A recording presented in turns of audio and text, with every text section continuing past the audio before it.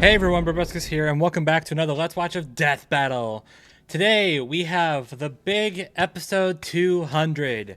Um, yeah, quite a wild thing to think about. Really, we got Ruby Rose from RWBY versus Maka Albarn from Soul Eater.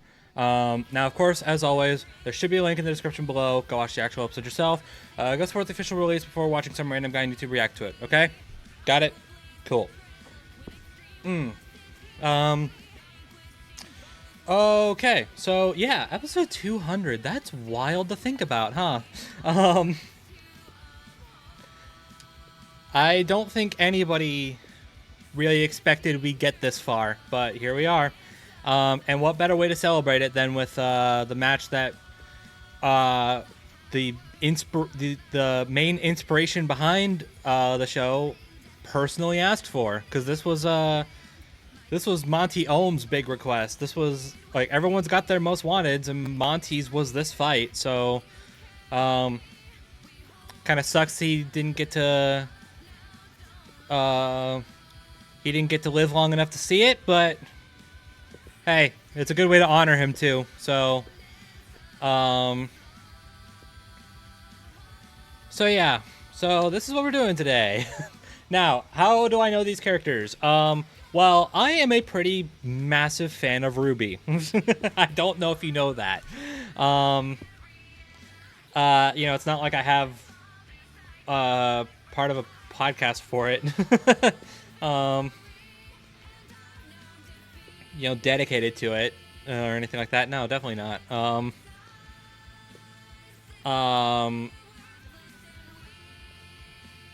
Yeah, there really isn't anything I need to say on the matter aside from that. I really like RWBY, both the show and the character. And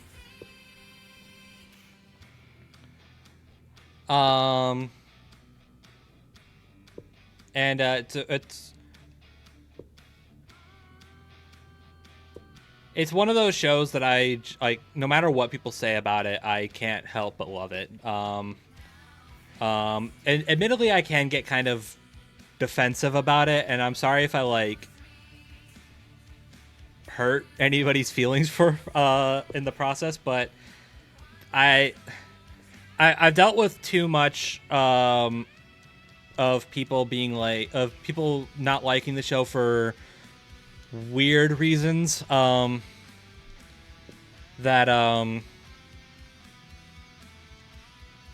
I can't help but get a little. It's a touchy subject for me. But I'm gonna. I try to back off a little bit, but sometimes it just comes out. Now as opposed to Soul Eater, as opposed to Maka, gonna be honest. This Maka Soul Eater was never really my cup of tea. It's something I might take some time to get back into. That's something I have thought about doing, but just never have, and I'm not aching for it right now.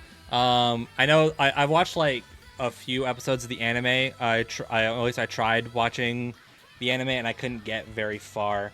I know people have said that the anime is not like a super great adaptation of the manga. Apparently the manga is way better, but I'm not really a manga guy in general, so that doesn't exactly win me over. Like if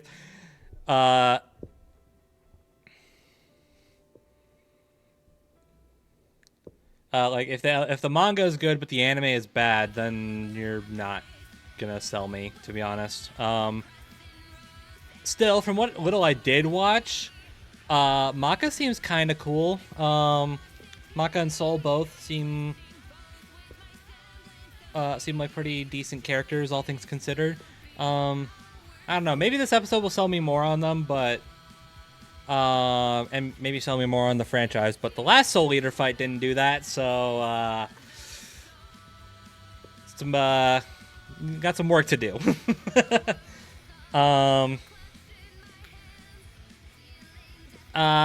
So yeah. Now, I think that kind of gives away who I want to win, right? Like, Gee, I wonder. But as opposed to who I think is going to win, yeah, I don't think Ruby's got a snowball's chance in hell here. Oh god, hold on, readjusting my chair. I need to get a new one. I need to get a new chair so bad. Anyway, yeah, I think Maka's gonna win. I don't really think I need to explain why. That seems like common sense at this point. It sucks because, like,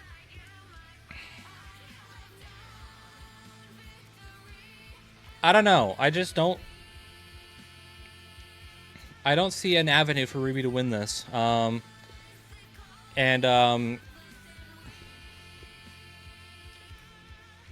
Like, really, the fact that Maka straight up has an ability to, like, turn off soul-based powers, which is what Aura is, that kind of, like, that's kind of the deal breaker for me.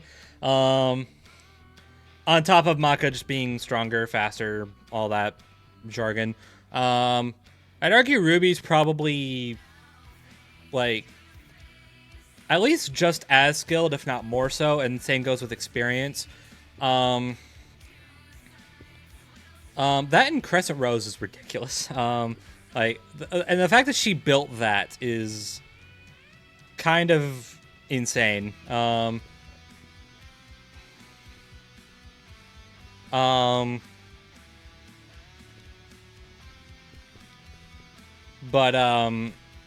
Yeah, I just think the fact that, like, really, it's the fact that Maka is just that much stronger in general. Like, that's kind of hard to beat. And then being able to potentially having an avenue to turn off Ruby's aura, that just seals the deal for me. I don't see Ruby getting around that. I guess it's possible Maka won't use it because I don't know how she will know that Ruby's abilities are soul-based unless she outright says it, but I don't know why she would do that.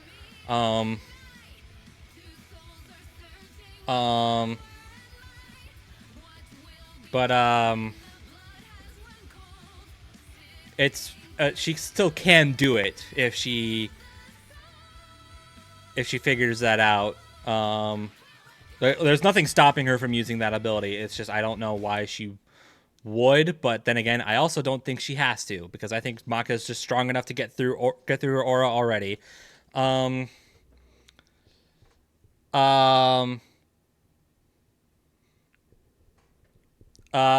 then also I don't think Ruby Silver-Eyes are going to do much of anything here. I know people make the comparison to like Black Blood and Grim, but that they're not the same. Like it is very explicit that Ruby's Silver-Eyes only work on Grim.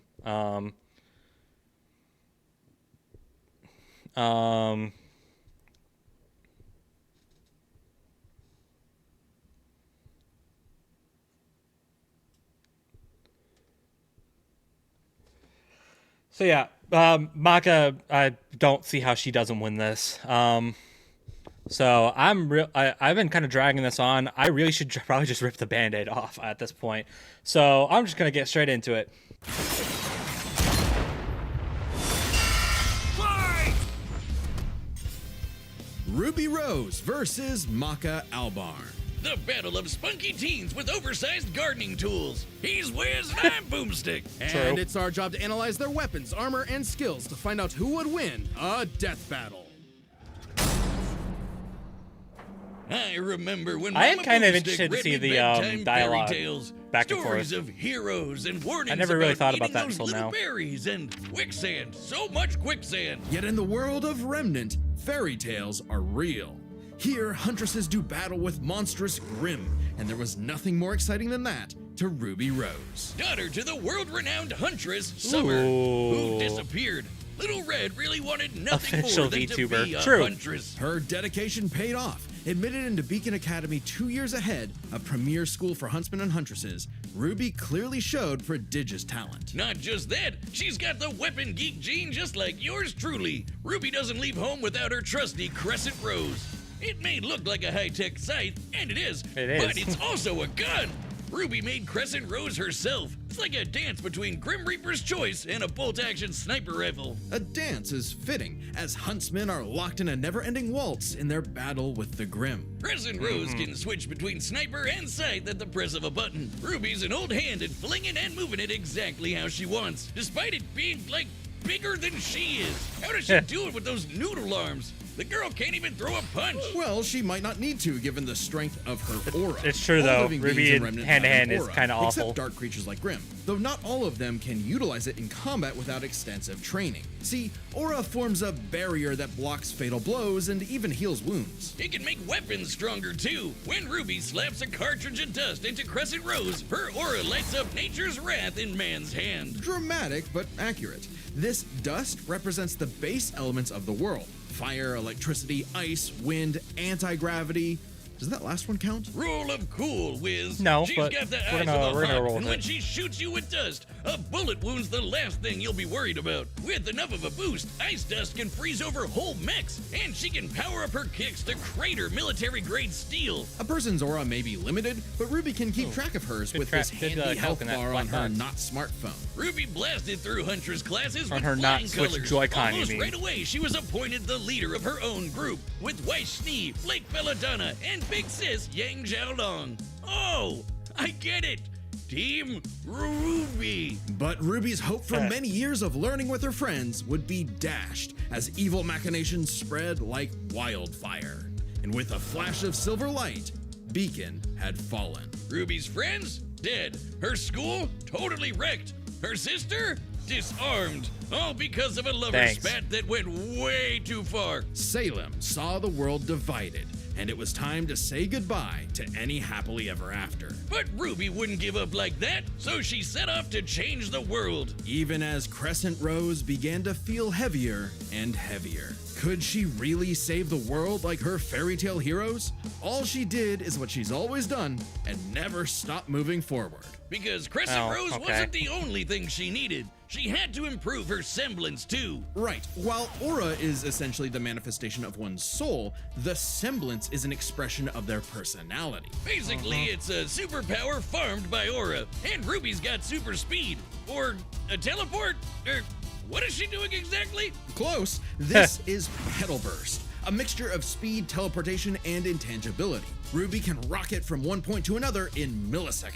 By literally bursting into petals. Sort of. According to Best Robo Girl Penny, Ruby's semblance is extremely complex and variable. It involves breaking her body down to its molecular components before zooming off in complex paths, negating the laws of mass entirely. AKA Super Speed Plus. And Nora is best girl. Ruby's petal burst is so quick she can make flying missiles look completely still. Good luck tagging her with a bullet. Or a breadstick. She's certainly quick enough to give Emerald and Mercury a hard time, and they've dodged actual lightning. She's faster than Blake, who could keep up with the most cringe faunus of all, Adam Taurus. Well, he did draw his sword fast enough to parry an actual There it particle is. beam. Yep. In real life, such a beam is created by accelerating charged particles to just under light speed. So, that's impressive. With such a powerful ability, Ruby could safely shine her smile for years, even as she carried the fate of Remnant across the world.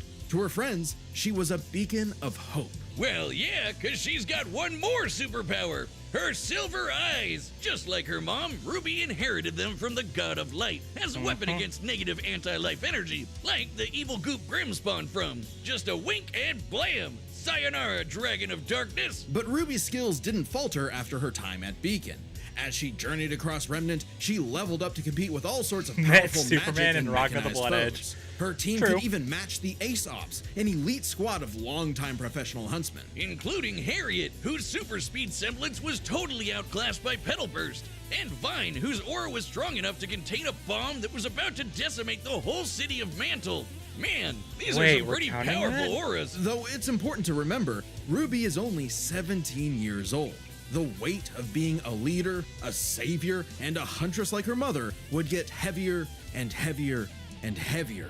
She got over it. Look at her go! Taking Crescent Rose firmly in hand and sending a message of unity to the rest of the world. Ruby had finally left the fairy tale behind, taking one more step toward the day we've waited for. A sound soul dwells All right, within a Maka. sound mind. and a sound body. But all the unjust evil souls of this world are on the Disney Fast Pass to becoming a Kishin. Destructive gods mutated from good-natured souls. A Kishin could plunge the world into chaos and madness. If only someone could stop them. Bing bong, it's the DWMA. Welcome to Death Weapon Meister Academy, where death rules. Literally, his name is Death. Here, Lord Death tasks humans to become spiritually talented meisters of demon weapons. AKA people who are also a weapon. No, really, they transform into weapons. Guns, ninja stars, hammers, you name it. A Meister weapon pair kills and consumes lost souls to keep the Kishin away. Jack the Ripper? More like Jack the Fraud. And so, the demon weapon Soul was paired with the dutiful rising star, Maka Albarn. Talk about your classic teacher's pet. The I kind of do girl like who leaves this an apple on the desk overlay and goes, on the, Teacher, you forgot to give us homework. slates. And then we That's jump cool. them. As if Soul's any better, a weapon who's too concerned with being cool to do any real work. Hey, Soul's not just any demon weapon. He's a scythe. And he's got his sights on upgrading to the highest level of Death Scythe. Which would be a high honor. And lucky for Soul, Maka always aims high. With that common goal, Maka and Soul formed the Dream Team. All they needed was 99 Kishin eggs and the soul of a witch. Easy, right? Maybe, since Maka is extraordinarily perceptive at spotting and examining souls. She can detect spiritual presences from millions of yards away and can discern its nature, stability, and emotions. Time for class then. The two trained hard, but their styles kinda weird. Okay, so Maka guides Soul in the direction she wants to go, but Soul, the scythe, does all the actual movements himself. Maka's the Meister, Soul's the weapon. Like conductor and instrumentalist, a Meister weapon pair cannot work in harmony without total cooperation. Too bad their teamwork sucked. They fumbled the easiest chance for Death Scythe status, F-. Maka just could not get in tune with Soul's wavelength. She was skilled, sure, more skilled than most. Keyword, most. There were plenty of rivals showing her up, like Blackstar and Tsubaki. Really puts a damper on the straight A's when this show-off is doing better than you. It was up to Maka and Soul to improve their teamwork through soul resonance. What I said about wavelength wasn't metaphorical. Rather, wavelengths are the means with which Meister and weapon draw strength through each other. Think of two wavelengths as different emotional amplitudes that must merge at one alignment. If the Meister's the guitar and the weapon's the amp, then they create a feedback loop to increase its frequency. That's soul resonance. Soul resonance creates a telepathic link and surges their strength and speed. And preps them for cool scythe moves like the Witch Hunt Slash, a big energy strike that puts the L in evil. As the name implies, it works especially well against witches and other evil creatures. It's not exclusive or anything. It's actually really deadly against evil because of Maka's rare anti-demon wavelengths. Basically, being a goody little two-shoes gets her the power of purity or whatever. Maka and Soul were becoming a synchronized unit, though one would sometimes need to rein in the other's idiotic habits. And the other guys gotta stop their annoying overthinking, Wiz. But everything changed after a, unique encounter with Krona, which nearly killed Soul. Now Soul had an ogre pal in his head, waiting for him to swing on over and play the piano. Yep, Soul got infected with black blood. Black blood was specially brewed as a weaponizable blood. It hardens and strengthens its user's body inside and out, increasing their physical ability. They can even block blades with their bare skin. Too bad it comes with a little side effect of madness with a capital M. A force of fear and sadness all living things possess, which threatens to ruin the world. So it was kind of a big deal that Maka was bummed by how she got sold in a jam. But thanks to Soul, she got over it and even welcomed in their new little ogre buddy. Now when Soul plays his grand piano, their soul resonance sings even louder through the black blood. Giving Maka all the perks of black blood too, even the crazy parts. Bet you didn't Great. expect that, Krona. But evil saw their plans through. The Kishin Asura had arrived. Madness was spreading everywhere. So Maka and Soul had to lock in and upgrade their witch hunt to the even stronger demon hunt slash. They went on even more missions to reach souls with classmates like Blackstar, and that guy outran his own shadow. Perhaps the most obvious evidence ever of faster than light speeds, and Maka could finally keep up with him. Pair that with her fight with the demon tool Gopher, who could obliterate whole mountains, and you've got one hell of an ass kicker. And yet, Maka's relationship with Soul still faltered.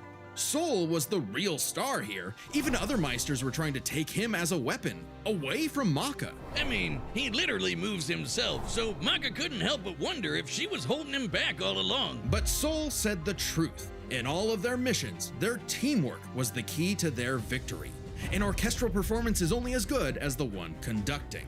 And so, their wavelengths played in harmony, and Maka donned a dress of black blood. It's an armor literally made of blood, and it lets Maka fly around and shoot out her soul as an epic sound wave. So freaking metal! At the same time, Soul discovered he could hack souls and directly transmit Maka's anti-demon wavelengths, basically shutting their enemy completely down through Soul Adagio. And they finally achieved There it Death is. Scythe. The dream's here, baby. So when Krona's own black blood reached its final stage, Maka and Soul flew to the moon. A moon small and unassuming, but so dense it has the same mass as the planet itself. The very world's sanity was at stake. Krona might have gone insane, but Maka still reached out to their new friend Soul until the Kishin showed up to ruin everything. Come on, Asura, they're having a moment here. Timing, bro. In what would be Maka's final exam, Maka, Soul, and all of their friends faced off against the Kishin. And she passed. A+.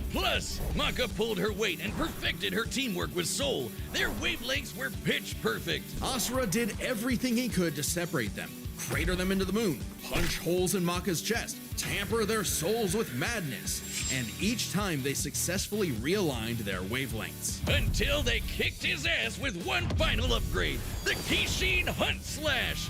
Maka Chop! Now that's what I call absolute cinema. Because a sound soul dwells within a sound mind and body. So should you feel overwhelmed by evil's roars, just write 4242564 whenever you want to knock on death's door. I'm gonna assume that's a reference I don't get. Congratulations to us.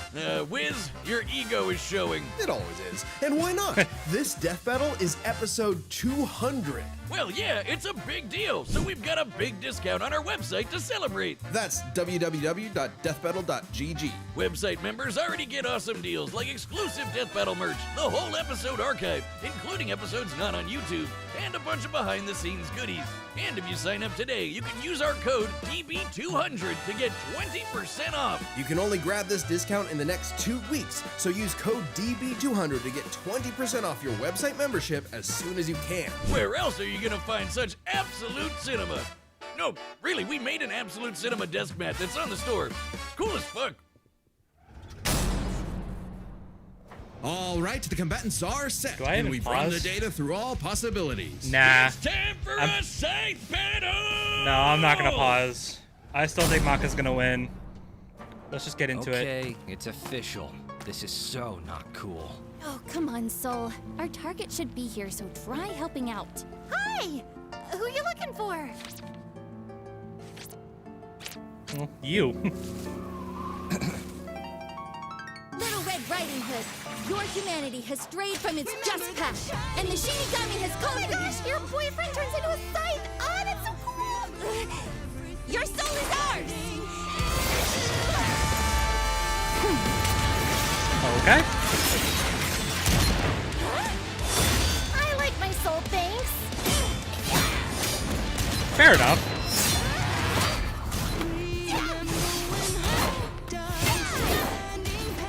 Won't lie, Red. Your moves are sick, but too slow for my Meister.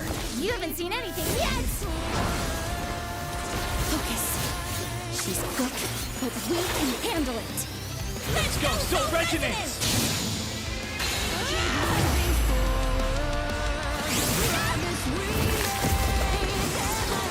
Okay. Bad hit, but we're in it still.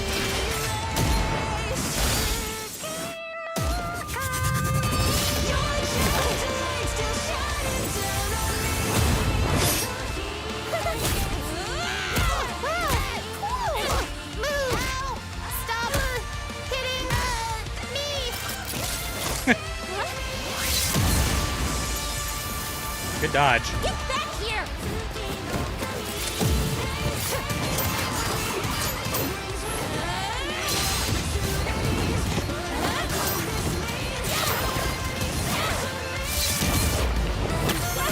Soul, hurry!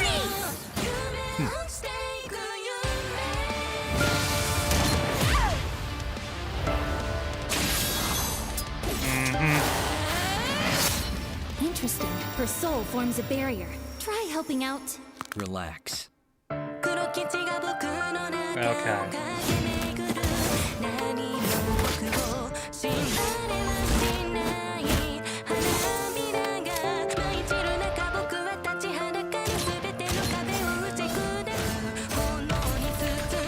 This is a very anime song. I like it.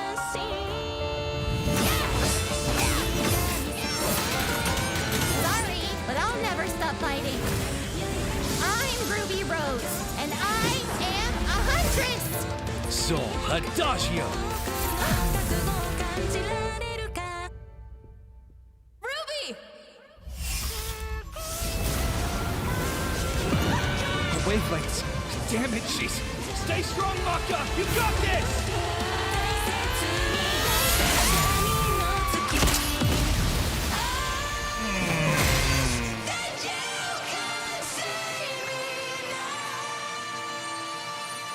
A simple, honest soul.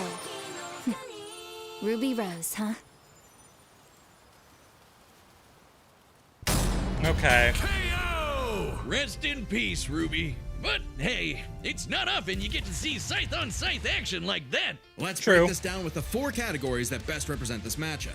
First, strength. Or a supercharged Ruby's strength way higher than you'd think, like kicking this Grim through steel.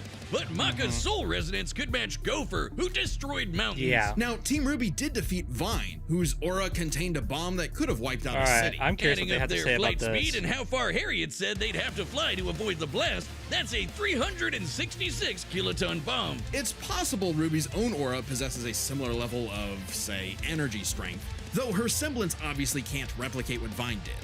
Black-Blooded Maka got True. blasted by Asura into the moon. Yeah, it's small, but its mass is the same as Earth's, right? Putting Asura's strikes at 2 quadrillion tons of TNT, over 5 billion times higher than Vine. So, Maka takes strength, but speed wasn't as clear-cut. Ruby's a fast little gal. Maka kept up with Blackstar, faster than Shadows and whatnot, but as they improved their skills, Ruby and her friends could outspeed Atom. Who blocked a particle beam.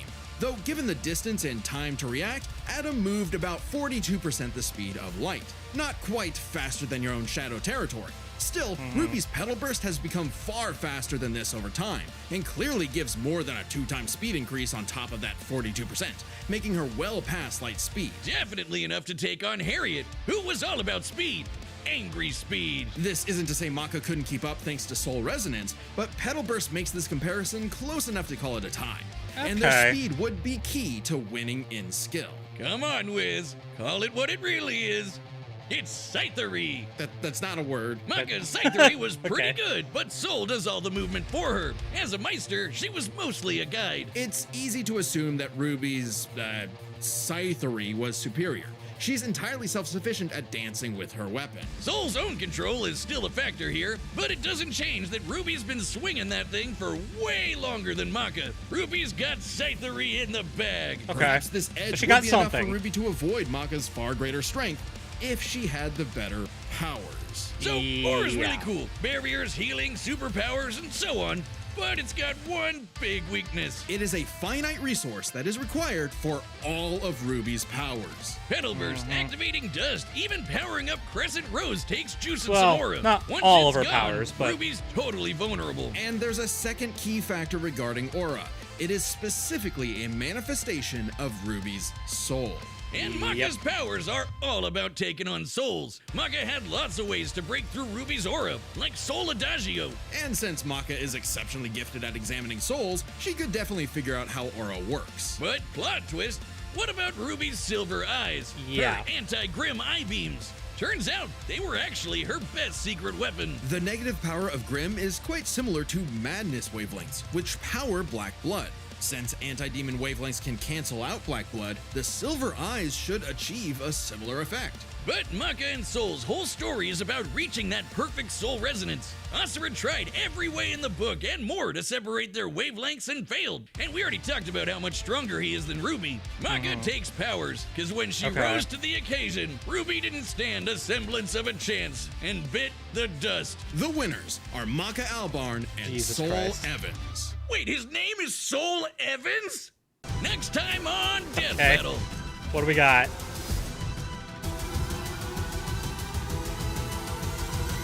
Blade?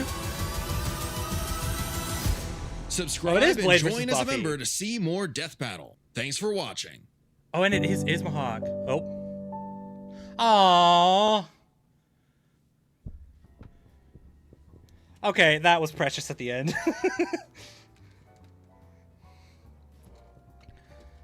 Okay, I'm curious now about that next time. I mean, I had a feeling, you know, that like that fight was probably going to happen eventually. I kept hearing that one was coming, but I also kept hearing so much stuff that made it seem like maybe it wasn't that. I guess I don't know how much detail I can go into, but yeah, I'm gonna I am gonna need some clarification on that. Okay. But yeah, cool. That's still gonna be a cool fight. I'm really excited to. Okay, well, I guess I have some more Marvel research to do. Awesome. But that should be fun. I've been really interested in doing a look through on Blade. So yeah, cool. So yeah, I'm excited for that.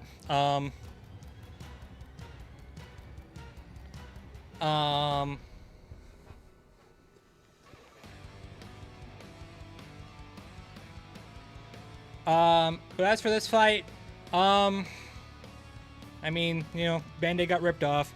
It was a fun fight. I'll say that.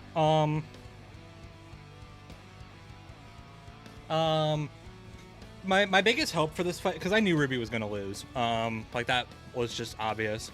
But my biggest hope for this was gonna be that it was gonna be good enough for me to not feel super hurt by it. And honestly, I'm not really affected one way or the other. And I'm upset. I'm sad that she lost, but I at least appreciate that it wasn't like a super gory death. I guess I shouldn't have. I'd say shouldn't, as if I ever did. I guess I didn't expect it to be, but like, I don't know. I guess after what happened with Weiss versus Mitsuru, like people were like, "Oh, the RWBY characters are gonna get the tame deaths because yeah, you know." I guess I was just worried that this one would be a bit less tame, to make up for it, like, and not in the way I was hoping for. But it actually, I'm not gonna lie, it actually played out very similarly to how I envisioned it in my head. I expected a horizontal bisection, not a vertical one, but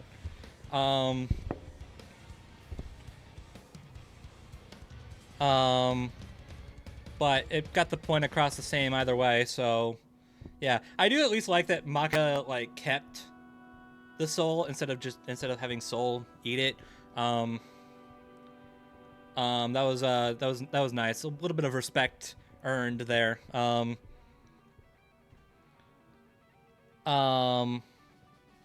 Yeah, and the animation was phenomenal. Like the animation was phenomenal. The performance is really good. The music is fantastic. Definitely gonna need to listen to that on its own. Yeah, all in all, this was a really good fight. I got a lot more from this than I was expecting to, given the matchup and given the characters, and given my history with the community on RWBY. But it was fun. I had fun. I will accept the L. It hurts. It does hurt, but you know what? I'm okay. This is the most I'm okay for seeing one of my favorite characters lose. I think I'm ever going to be. They did a good job otherwise, so it makes up for it. But yeah, I really don't have anything more to say. So that was RWBY versus Maka. Really good fight. Really good tribute to Monty. That last part especially. Really like that they added that in there.